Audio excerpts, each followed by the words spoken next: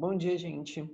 Hoje a gente vai dar continuidade à nossa aula falando sobre organelas, né? Na aula passada, a gente finalizou o conteúdo falando sobre mitocôndrias e hoje a gente vai dar continuidade falando sobre cloroplasto, né? Começa pelos plastos, onde o cloroplasto está inserido, né? Então a gente vem aqui onde tem a parte dos cloroplastos, logo depois da parte das mitocôndrias dos peroxissomos.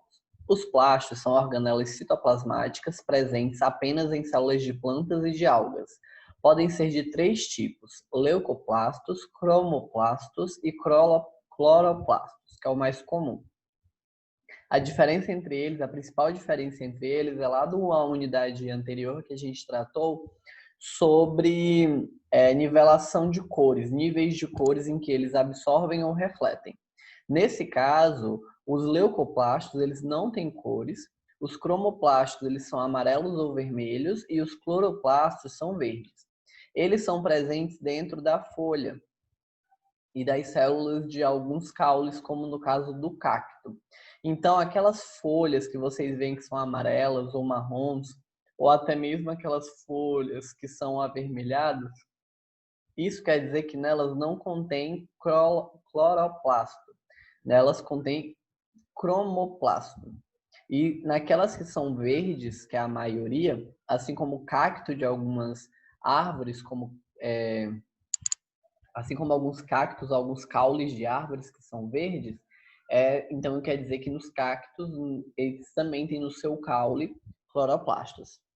Nisso, a gente tem que o cloroplasto, que é o mais comum, eles variam de tamanho conforme a célula. Em algumas algas e certas briófitas, cada célula possui apenas um ou poucos cloroplastos de grande tamanho e forma característica. Em outras, os cloroplastos são menores e estão presentes em grande número. Por exemplo, uma célula de uma folha de planta pode conter entre 40 e 50 cloroplastos, como tem aqui. Aqui é uma micrografia de células vegetais mostrando os grânulos verdes, ó, que são os cloroplastos, são todas essas bolinhas verdes que estão aqui, ó, vários cloroplastos, certo?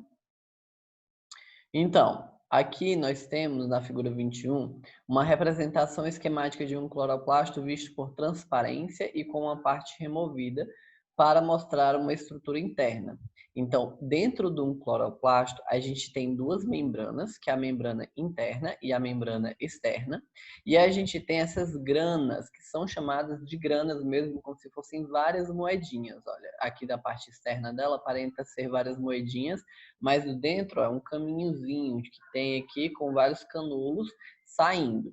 Mas por fora aparecem várias moedinhas empilhadas. Essas moedinhas empilhadas são chamadas de tilacoides, mas também são chamadas popularmente de grana. Então a gente tem várias granas, tilacoides, em cima de outra que formam uma montanha. Essa montanha, essa torre é chamada de estroma. Então a gente tem a composição aqui dentro da clorofila, por exemplo, que dá a pigmentação verde e auxilia no processo fotossintético, de fotossíntese. Aqui mais do lado a gente tem dois fibroblastos mostrando os núcleos e a parte do citoesqueleto, que é o nosso próximo conteúdo. O citoesqueleto, eles são essas veias aqui, que no final não são veias. Eles são como se fossem pequenas fibras firmes que fazem com que a célula tome um formato determinado. Seja uma hemácia que é redonda, seja um nervo que tem estrutura mais aberta por conta do filamento e etc. Mas o citoesqueleto são microtúbulos que vão se agregando na célula até dar um formato para ele, como se fossem pseudópodes, falsos pés e etc. Depois nós temos os centríolos, os cílios e os flagelos. O centríolo ele é um cilíndrico, ó, é um círculo formado por vários cilindros juntos e é responsável pela formação de meiose ou mitose. É ele que faz o processo de duplicação das organelas para que ocorra a divisão celular. Depois do caso dos centríolos, que tem essa responsabilidade, a gente tem os cílios e os flagelos, que eles têm duas diferenças entre eles base, que são muito parecidos de modo geral, Mas a diferença principal é que os flagelos eles são bem compridos, enquanto os cílios eles são bem curtos. E de um local único pode sair apenas de 1 a 3 flagelos ou apenas um flagelo, enquanto de um cílio pode sair mais de um cílio e o movimento dele é muito mais forte. Por exemplo, o batimento flagelar, a ondulação flagelar, ela tem 3 principais movimentos. O movimento 1, aí que encolhe para cá a ponta, fazendo o movimento 2, e por fim o movimento 3, que é contrário ao movimento 1, fazendo o movimento de cobrinha. Já o movimento ciliar, o batimento ciliar, ele é um movimento único de etapas, onde ele vem de 1 para 2, para 3, para 4, para 5, reto, faz a curvatura e volta para 6, para 7, para 8 e para 9. E faz esse batimento de vai e vem, vai e vem. Diferente da cobrinha que o flagelo faz rapidamente, o cílio ele faz um batimento único de vai e vem. Por isso que para poder ocorrer a movimentação por cílios, precisa de muito mais batimento do que por flagelo, que é bem mais, ele impulsiona muito mais. Aqui tem um exemplo ó, de cílios ao redor de células da membrana ciliar, que aqui é um feixe, é um corte de cílios, né? A membrana do cílio, o feixe de túbulos dentro do cílio, um antigo centríolo que é formado aqui no citoplasma.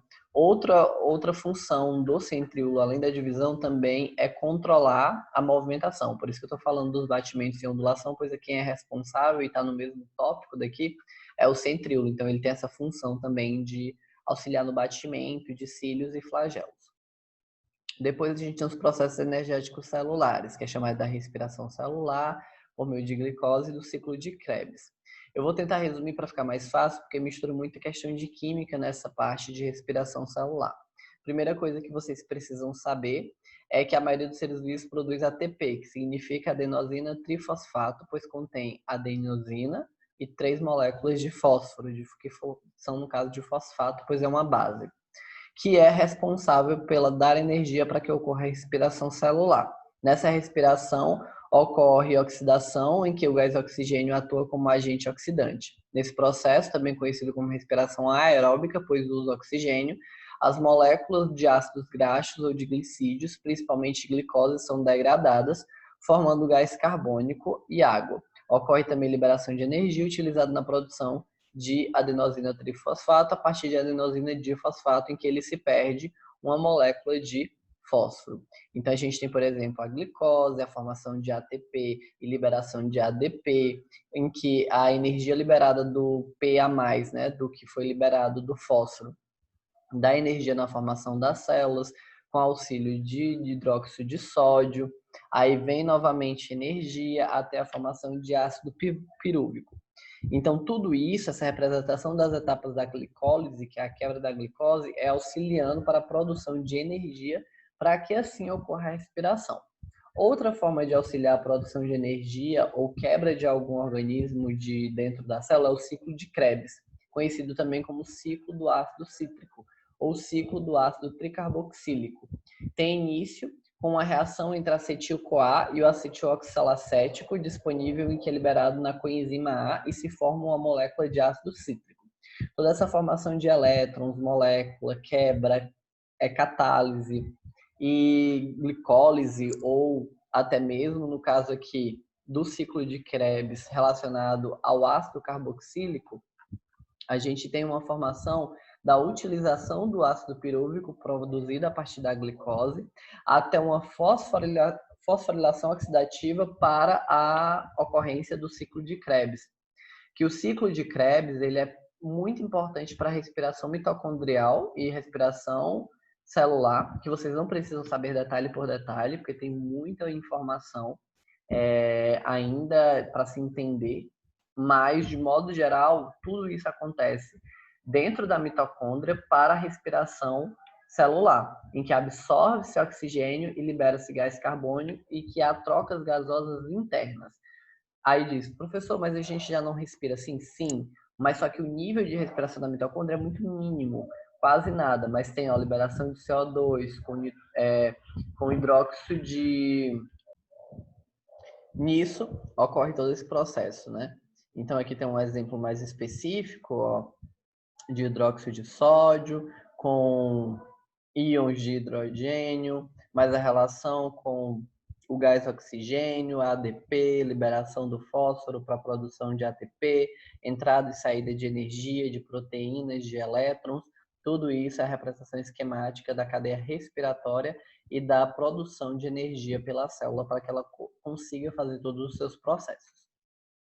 Aqui também é como ocorre no interior da mitocôndria, e o processo de ciclo de Krebs acontece dentro da mitocôndria. A glicólise é a quebra da glicose por meio da glicólise, duas moléculas de ATP que são jogadas para cá, depois a produção da glicólise de ácido pirúvico, que é utilizado no processo do ciclo de Krebs, onde nesse ácido pirúvico também tem duas moléculas de hidróxido de sódio lançados para a cadeia respiratória, na relação entre ácido pirúvico e produção de acetil-CoA inserida no ciclo de Krebs. Eu também tenho mais duas moléculas de hidróxido de sódio, até o acetil-CoA passar e liberar mais duas moléculas de ATP por meio da relação entre mais moléculas de hidróxido de sódio e também de fosfato, até ocorrer duas vezes e liberar cerca de 2 ATP por aqui, 26 ATP pelo ciclo e mais 2 ATP de liberação, somando um total de cada respiração a liberação de 30 moléculas de adenosina trifosfato, responsável